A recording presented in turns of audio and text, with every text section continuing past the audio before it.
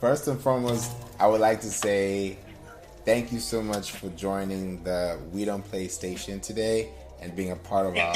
You're welcome, and being a part of our discussion today, Shay. So there's a lot of people are probably wondering what, because that's why they clicked on it. So I would love people to, get a feel of what you've been able to do, especially in the past year, and just give us a breakdown of who Shay is, so that people get to connect with you from the beginning.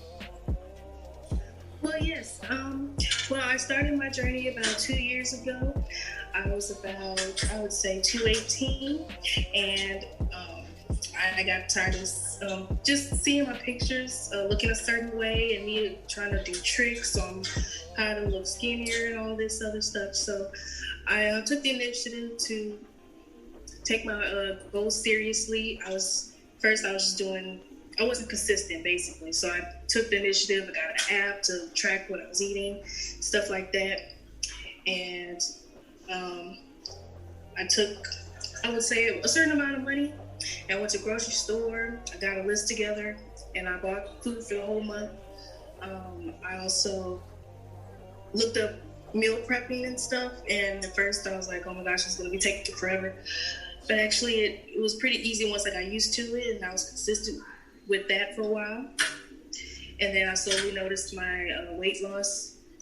Well, of course, everybody stopped before me, but yeah, once I noticed my clothes getting looser and stuff like that, it kept motivating me to keep going, and that's how I started my journey. That's beautiful. It's like something happened before and after that made that decision happen, and Yes. What happened in between that? What made that change so dynamic? What made the change dynamic? I would say people, I don't know, just basically putting in my head that I can do it, even when people was like, "Well, you don't have to do that today, or you don't have to go to the gym today. You've been doing good."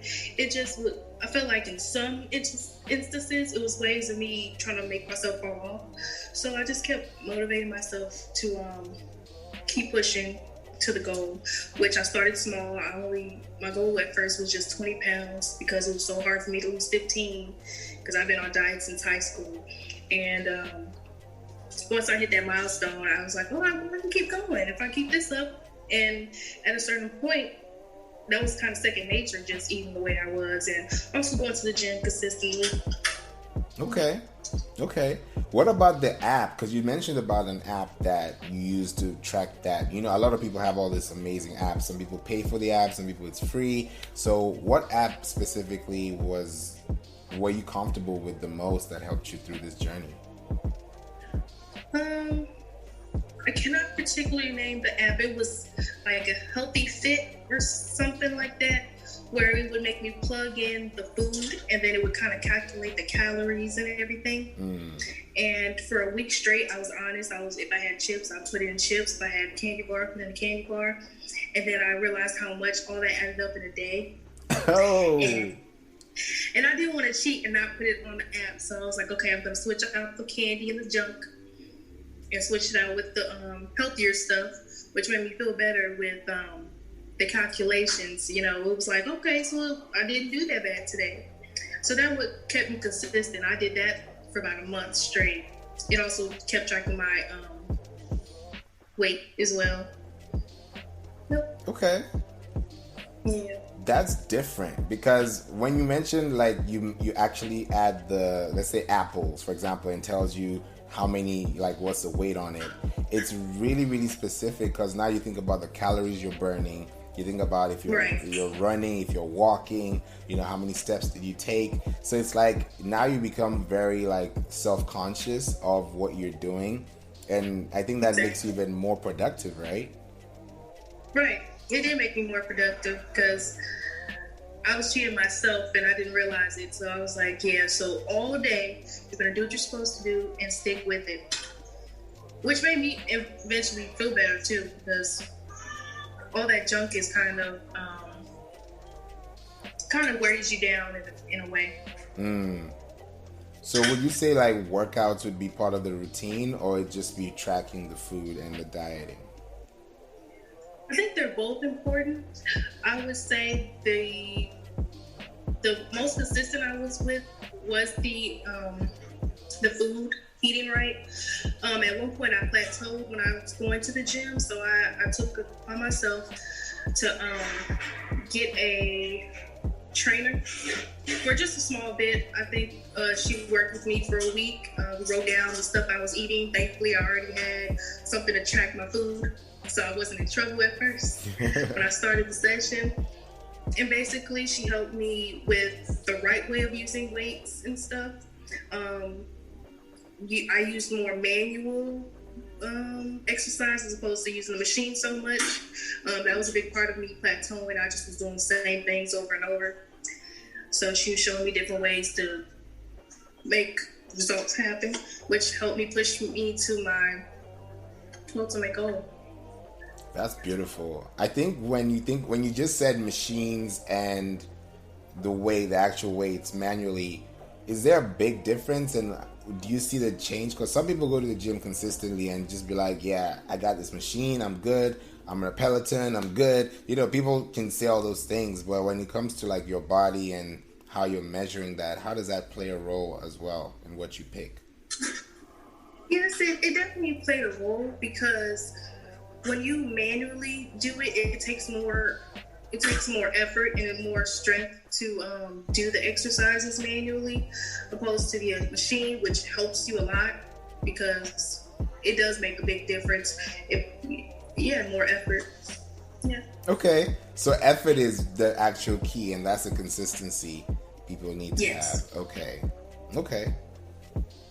So what I would do with the machines, I would use those more so to warm up, or I would intensify the incline, or I try to stay away from more of the traditional ones. Like now I do the Stairmaster as a warm up, opposed to just doing the treadmill, because it became too easy for me. So. What? You better say that again. Yes, the Stairmaster. Oh my gosh, it takes a while to get used to it, but once I start doing that, it just gave me a good overall workout. And if I could last 1-2 songs straight, that's a good warm up right there. Okay. Opposed to me just inclining with the treadmill, and then I feel like I'm just walking, because I walk all the time anyway. So yeah. So walking on the Stairmaster compared to walking on an incline, let's say 5.0 incline, for example, it's different, because when you think about 1 or 2 songs, that's about almost 10 minutes on average. Yes. So if you're doing that 10 minutes and let's say you listen to a whole album or you listen to a whole playlist, Yeah. do you end up tracking that, or you just go, or you say, okay, I'm going to do 30 minutes, so I know, okay, that's my playlist right here. How does that workflow go for you? Because some people could also incorporate that too. I definitely would either do a playlist, or I would just do a designated 30 minutes, and I would do it that way. Yeah. Okay. I don't think people have thought about it like that, because I think the first time I heard about it that way was when my brother told me about that. When he works out, he calculates how much he works out by the songs, and I was like, that's smart, Yeah. It helped me so much, even when doing the manual exercises. So like for planks, I would try to do it for a full song. And 2-3 minutes of a plank, that's kind of hard to do. And I end up making it a challenge for myself. It's a good little trick I tell people. Okay. I like that. That's a good one. So you're welcome. If you do planks, right? Because people think, oh yeah, planks, okay, there's a way to do planks. Some people say it's bad to do it straight. Some people want it to be a little bit bent. Like, people just have their own ways of doing stuff. So like, when you think about planks and doing in a week in your routine, let's say you do the Stairmaster, you do planks, you do some, resistance training, you build that, resistance. How do you also think about the planks and the times to do it? Is it a full song, once a session, or 3 reps? Like, how do they go about that, or 3 sets? with the song, depending on the song, I try to do at least 3 reps to, and also time myself at the same time. So it kind of gets tricky on how to do that because I try to, sometimes you can't always do it to a song.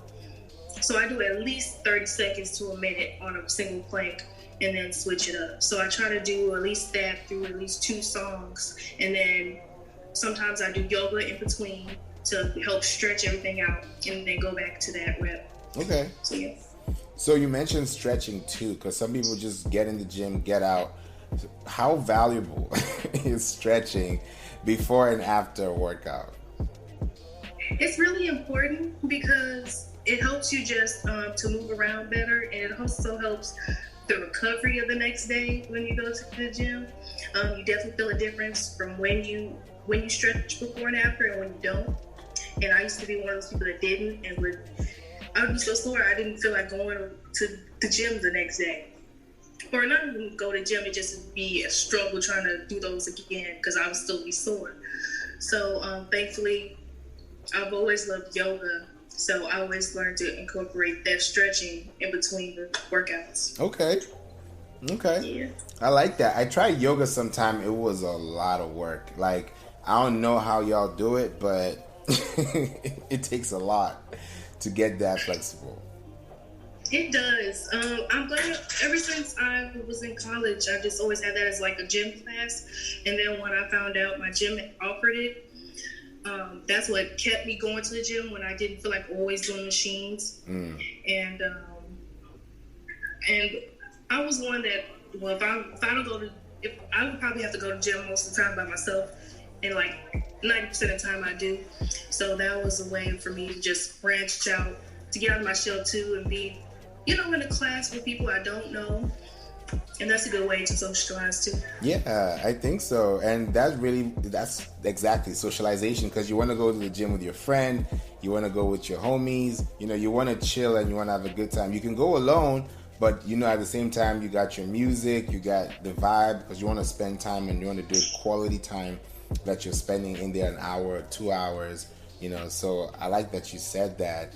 When you think about planks that you mentioned earlier, like in a month, right? Each session, let's say they go to the gym 3 or 4 times a week. What is the average time that they can be able to spend in a month and say, okay, per session, I'm going to do at least 3 planks. I'm going to do at least 2 30-second segments. Like, how do they think about those things so they know, okay, I'm sticking to a pattern, then I can increase the pace as I keep going? I try to switch up the pattern sometimes because I knew that was a big part of me planking, meaning I just stayed at a certain weight no matter how much I tried. So what I would do is, say 2 of those days out of the week, I would work on my legs, and then another 2 days out of the week, I would work on my upper body, and then I would try another day out of that week to just incorporate everything. Okay. Or add a class to incorporate everything. Okay. Nice.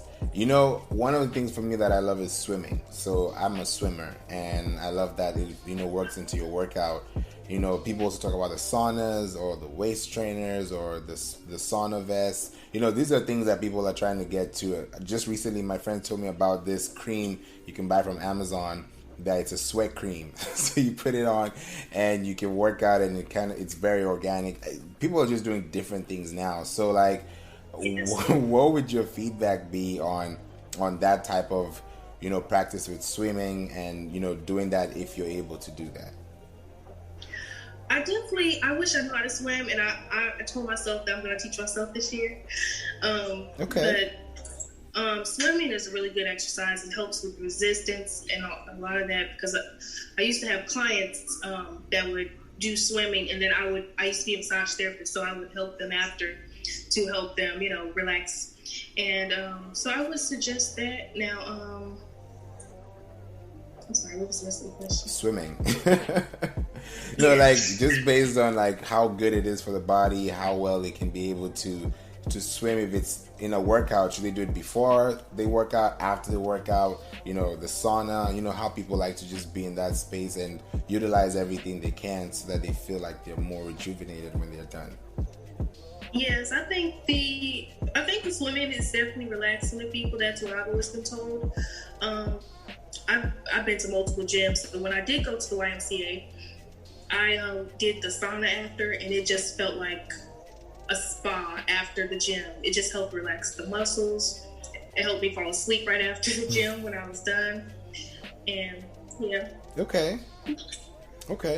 That's a good one. I like that. It makes a lot of sense for people to see how they can dynamically use all these elements and still feel like, okay, I work out for 30 minutes, I go swim for 30 minutes, I'm in the sauna for 15 minutes, then 15 minutes, you get ready and you're good to go. So it's like you've done it in a way that in a week you've elevated, you've taken care of your body. Some people say that when they do that, they can eat anything they want because you're always going to be able to work it out. So I love that you've been able to do that and tell people this story, because now I know a lot of people are going to start thinking outside the box, especially in the new year. Yeah.